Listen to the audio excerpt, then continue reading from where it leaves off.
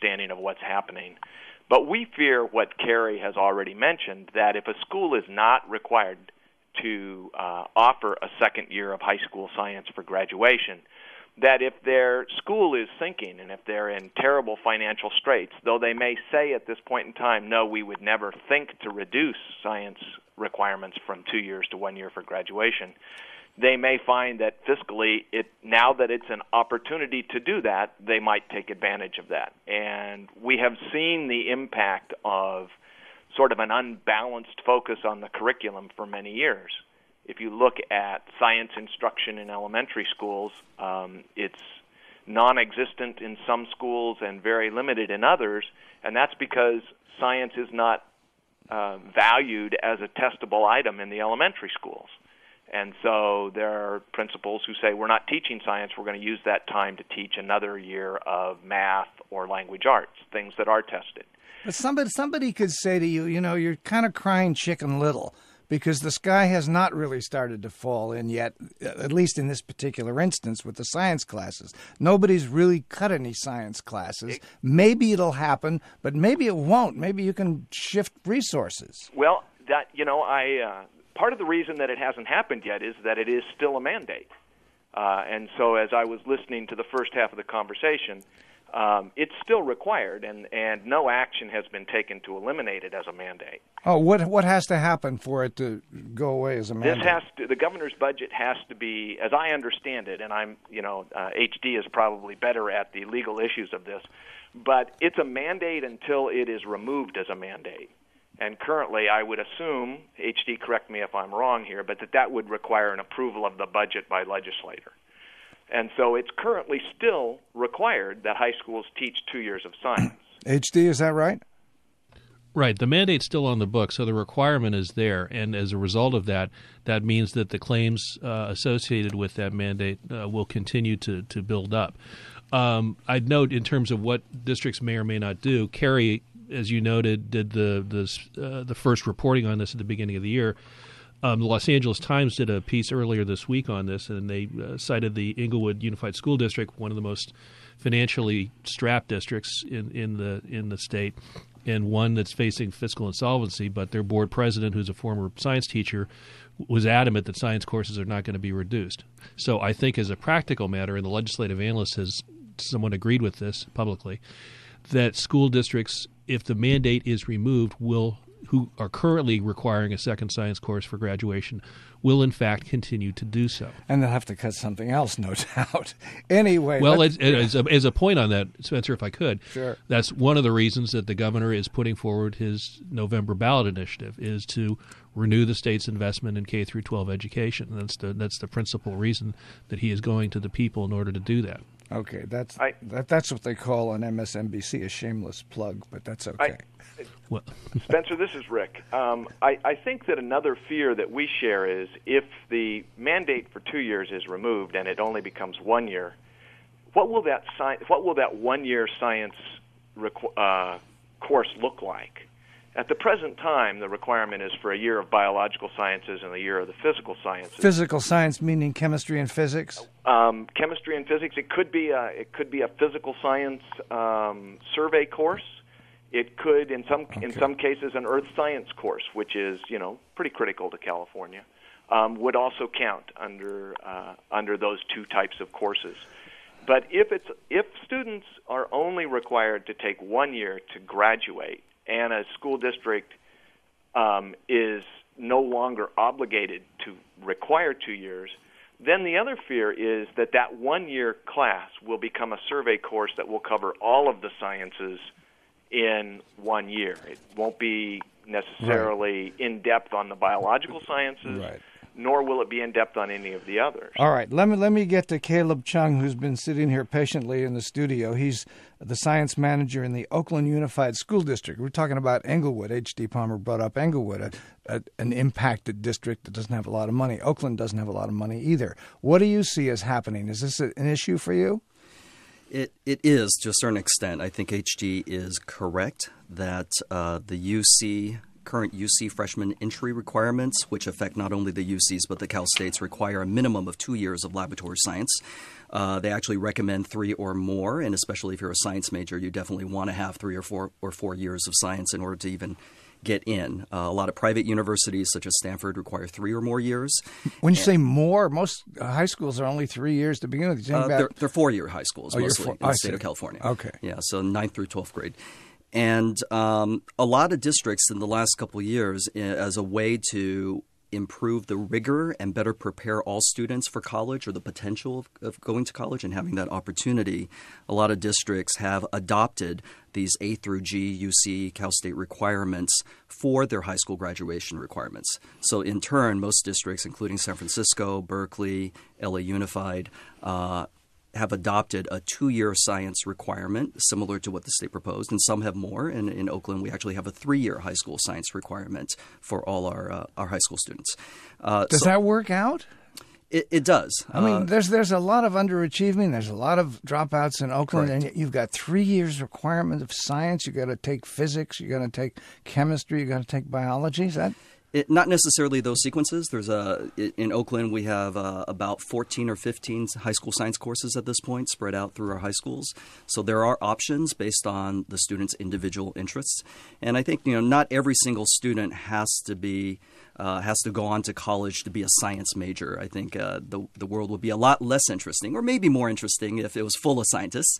But, I think it's important that we offer a science experience in our high school, in our K-12 system, that creates an informed citizenry. There's a certain level of science literacy that I think even non-science people in society need to have in order to make informed decisions about the environment, about healthcare, about technological. Right. I think everybody advances all the agrees time. with that. Yeah. I think everybody would, even Jerry Brown would agree Sure. with that. Is science more expensive to teach than the other courses? I mean, you got to buy supplies, but how many supplies do you need? Correct. And that's, I think that's a difficult question to answer. I would say on the surface, yes, it's a little bit more because, usually a robust science class, the teacher will be doing experiments and activities and investigations. And those, of course, require material and maybe a little bit more than the English or the math classes. But there are, manipulatives and materials that are needed for those classes HD, as well. Before you go, and I know you've got to leave pretty soon, were the science classes targeted because they cost more? It's of the 6 K through 12 mandates that are proposed for elimination in the budget, far and away the science mandate, the second science course mandate, is the largest. The other mandates that we're talking about are in the neighborhood of $5 million to $18 million to $6 million. The most recent cost for claims associated with the second science course mandate, as I said, for the 2009 fiscal year was just under $250 million.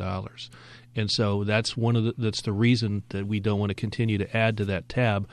And the way we do that is eliminate the mandate. But again, as I think we've heard anecdotally, it's not likely that most districts that are currently requiring that second science course for graduation are going to back away from that if this is approved by the legislature. All right, we're going to take a break in a little bit. I want to thank H.D. Palmer for being with us for this half hour. Very helpful. Thanks a lot, H.D.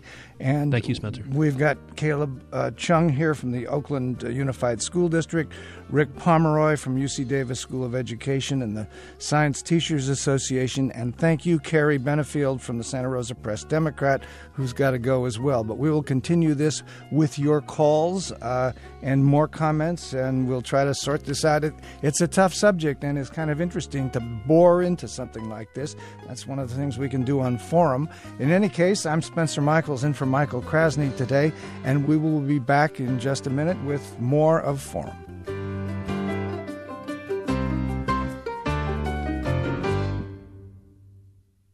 Welcome back to Forum. I'm Spencer Michaels in for Michael Krasny, and we are talking about Jerry Brown's plan to reduce a mandate that says all high school students should have 2 years of science education.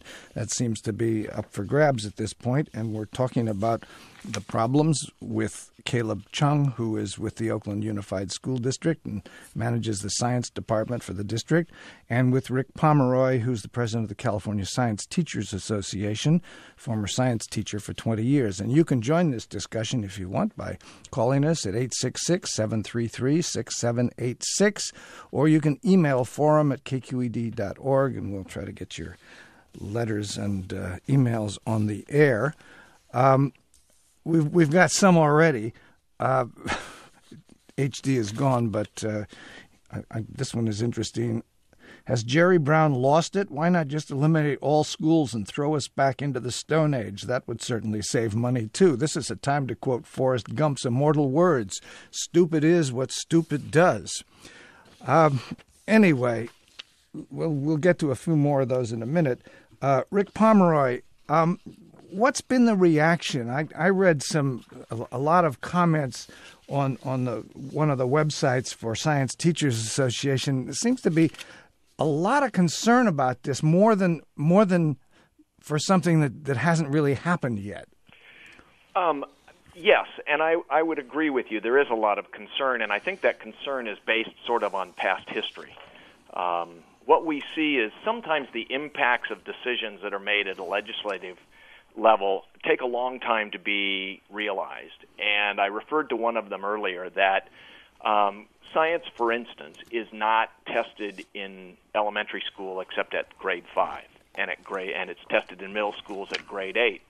And one of the outcomes of that, which was part of No Child Left Behind, is that schools make a decision that they will teach what's being tested because it comes up on their scores, and those are how they're rated. And so science in the elementary schools has disappeared, particularly in the low-performing schools where there's been an even stronger emphasis on math and on math and language arts. It's disappeared? Yeah, there are many, many, many elementary schools where the students don't have any science instruction, or they might have an hour a week of science reading, but they aren't having the time to do science activities and to explore and to get excited about the natural world. I am shocked.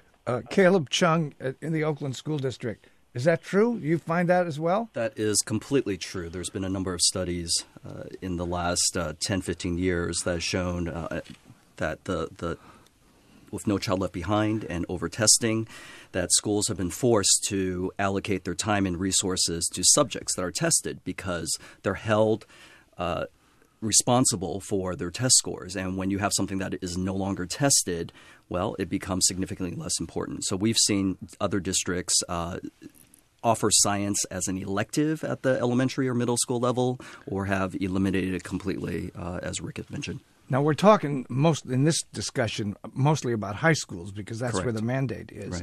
Right. And Rick, what do you think in that respect? Is it? Well, go ahead. Okay. Well, I think that we can say that schools, and I commend Oakland, by the way, for 3 years of science. I think that's fabulous. And we can say that schools will require CSU and UC admission requirements as their graduation requirements. But that, there are some people that aren't included in that picture. There are a lot of students in schools now who don't see a four-year college as their opportunity for where they're going to go next year or where they're going to go after school. And so for them, what we're looking at is preparing people who are scientifically literate. If they are attending a low-performing school that has this emphasis on raising their scores, and the school decides we're going to emphasize more of the tested subjects and less of science, those students will eventually leave high school going out into their careers, whatever they may be. And given the current situation, if we reduce high school science graduations to 1 year, they could have 1 year of science in elementary school. They might have a year of science in a middle school, and they'd have 1 year of science in high school. And now we're graduating people who are going into careers, and we all know that they are more technologically based. We're graduating people from high school who could conceivably have had 3 or even 2.5 years of science if a middle school decides to do a half-a-year science program. And they are underprepared, and worse, they are uncompetitive or unable to compete for those entry-level jobs that depend on technology. So in many ways, what we're doing is splitting the gap even further, the achievement gap, and we're forcing those students who are in schools that have more of an emphasis on the math and English language arts skills, we're forcing them even further behind other students who are graduating because they're having even less science education. And you wonder if the proposal from Jerry Brown's office sends the wrong kind of signal. But let's